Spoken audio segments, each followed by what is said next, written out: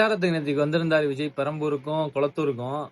கதறல் சத்தம் ரொம்ப அதிகமா இருக்கு போலயே. மீட்டிங் ரோட்ல மட்டும் தனியா விடுறாங்களாமே பஸ்ஸு.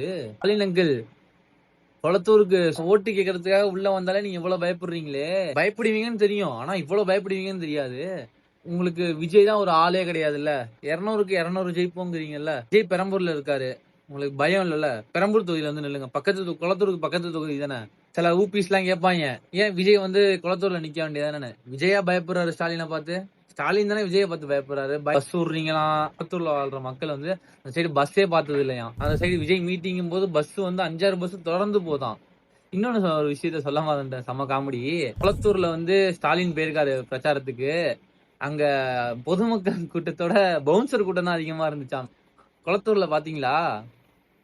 பெரம்பூர்ல பாத்தீங்களா கூட்டம் எவ்வளவு இருந்துச்சுன்னு? ஏற்கனவே சொன்னாங்களே, இது என்னது, கூட்டம் ஓட்டா மாறாதுன்னு. கரெக்ட் தான் நீங்க சொன்னது கரெக்ட் தான் சார். நீங்க கேட்க போறீங்க, கூட்டமே இல்லையே. கூட்டம் இருந்தா தானே ஓட்டா மாறும்.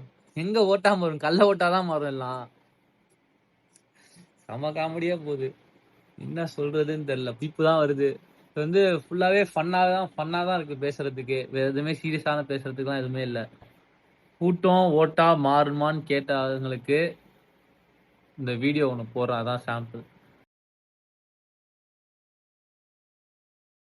ஒரு வயசான பாட்டி ஒண்ணு பேசினாங்க. நான் போடுறேன், அது கரெக்டா நீங்க சொல்லுங்க. பாட்டி சொல்றாங்க அவங்களோட கருத்து. அவங்க வயசுக்கு அவங்க சொல்றாங்க. அவங்க 70 வயசு இருக்கும்னு நினைக்கிறேன். அந்த பாட்டி அவங்க அரசியல் அனுபவத்துல சொல்றாங்க. அந்த வீடியோ பாருங்க. இப்ப வந்து விஜய் தான் எல்லாத்துக்கும் காரணம் சொல்லி எதிர்கட்சி ஆளுங்க சொல்றாங்க. ஆனா கிடையவே கிடையாது. மக்கள் சாவத்துக்கு வழிகாட்டியே டிஎம்கே ஆட்சி தான்.